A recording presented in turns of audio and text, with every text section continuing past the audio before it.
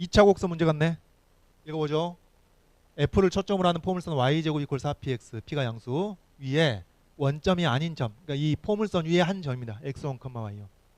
여기서 이 포물선에 접하는 직선, 접선. 또 역시 2차 곡선과 접선 얘기 또 나왔죠. 2차 곡선이 제일 중요한 문제, 접선. 접선인데 이것이 x 이퀄 마이너스 p. 자, 이제 여러분 이제 문제를 풀면 계획을 좀 그려봐야죠. 문제를 이해하기 위해서. 이게 이제 y제곱 이퀄 4px라는 포물선 그렸습니다. 그 다음 이 포물선이 한 점 x1, y1 여기서 접선을 그었어요.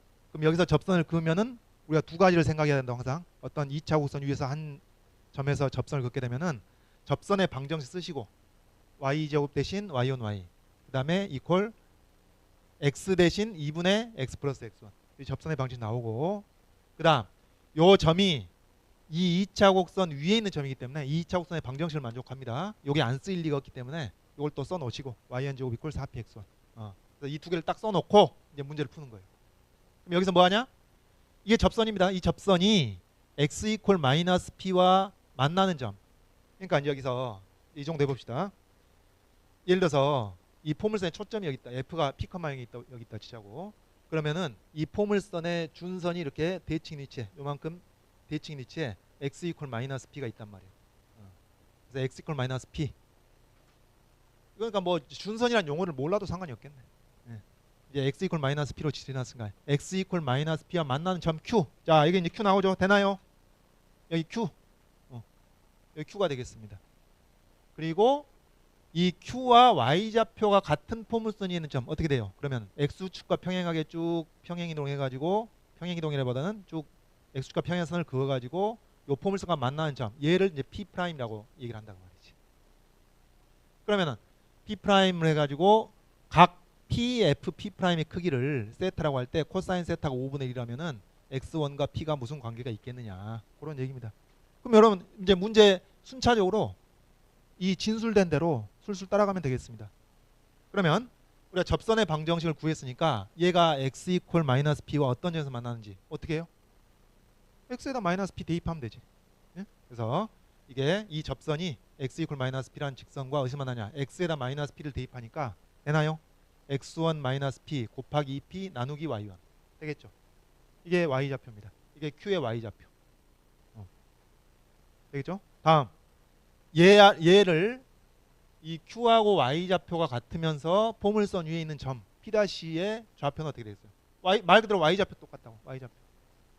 그럼 요 P'의 y좌표도 요 y좌표가 되는데 그러면 이제 x좌표만 구하면 되나요? 그 x좌표를 어떻게 구해? 바로 이 포물선의 방정식으로 구해야 되겠지. 자, 그럼 우리가 편의상 이 P의 좌표를 x1, y1이라고 했으니까 P'의 좌표를 x2, y2라고 하면 x2, y2는 어떤 관계식을? y2 제곱 이퀄 4px2라는 관계식을 만족시킬 거란 말이죠. 그래서 이 P'이 자, 이걸 쓴 겁니다, 여러분. 여기 보세요. 잘 따라오세요. y2 제곱 이퀄 4px2 되겠어요? 이걸 x2, y2 이게 포물선 있는 점이니까 y2 제곱 이퀄 4px2. 근데 y2는 이미 우리가 구해놨잖아요. 이걸 구해놨습니다. 그리고 여기서 이제 이 식을 정리해 보면은 여기서 x2를 구해 볼 수가 있겠죠. x2를 구하는데 y1 제곱은 4px1이니까 이렇게 정리가 되는 겁니다. 자, 계산가량 생략할게요. 일단 따라 보세요. x2가 이렇게 되는 거니까 이래서 자, 정리하면 이거요. 지금 접선의 여기 포물선의 방정식 주었고 접선의 방정식 구했죠. 그거 x 이퀄 마이너스 p하고의 교점 구했죠. y값 구했죠. 그 y값과 동일한 이 포물선 있는 점의 x좌표 구한 겁니다. x좌표 구한 거. 계산만 하면 되는 거죠.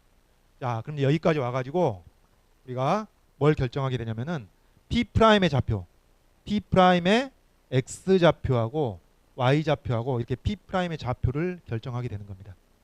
x1과 p를 이용해서 표현하게 되는 것이죠. 자, 이제 뭘 하라 그랬느냐? 코사인 세타 구하라는 겁니다. 코사인 세타. 그러니까 지금 그림으로 표시해 보면 요거 p, f, p'. 요 세타의 코사인 값이 5분의 1을 내면은 x1하고 p하고 무슨 관계 있겠느냐? 그런 얘기입니다. 이것을 여러분이 이제 벡터를 배우지 않았다면은 코사인 법칙으로 해결할 생각을 해야 되겠고, 벡터를 배웠다면은 요 내적을 이용해서 코사인 값을 계산하기 위해서 시도를 할 겁니다. 그러니까 여러분 이런 거예요. 자, 좀 전후 맥락을 얘기를 하자면은 좀 보세요. 벡터를 왜 배우느냐 도대체? 벡터를 배우는 이유는 딱 두 가지입니다. 하나는 운동 분석하기 위해서, 하나는 도형 분석하기 위해서. 이 두 가지 이유가 있어요. 근데 운동 분석을 하는 데 있어서는 벡터 없이는 분석을 할 수가 없습니다. 필수적이에요. 이게 무슨 얘기지? 여러분 이거 했잖아. 수투에서 직선 위에서의 운동했잖아. 그 다음에 미적에서 좌표 평면 위에서의 운동했잖아요. 그게 바로 벡터 쓴 거예요. 벡터란 용어를 안 썼을 뿐이지. 예? 그 시각 T에서의 동점 T의 위치에 X좌표를 FT, Y좌표를 GT라고 하자. 블라블라. 요게 뭐예요? 요게 X성분과 Y성분을 벡터로 표현한 거라고 사실은. 그리고 그 위치 벡터를 미분했을 때 속도 벡터가 되는 것이고.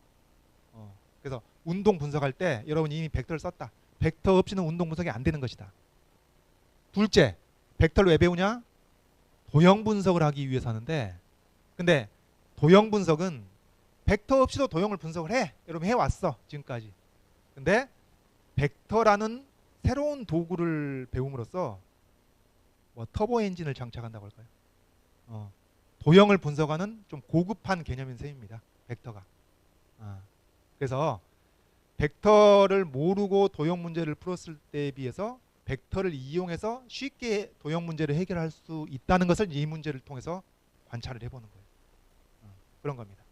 그러면 만약에 이제 여러분이 이 문제를 코사인 법칙으로 접근해 본다고 합시다. 자, 여기가 그림 똑같아요. 됐죠? 점 P가 있고 초점 F가 이제 P, 0이고 그다음에 P'의 좌표를 X1과 P를 이용해 가지고 방금 했던 대로 이제 쓴 것이고 요거란 말이에요. 요건데 코사인 세타 코사인 법칙을 쓴다면은 먼저 여기 이제 이 식에 들어갈 FP의 길이는 이렇게 되겠죠.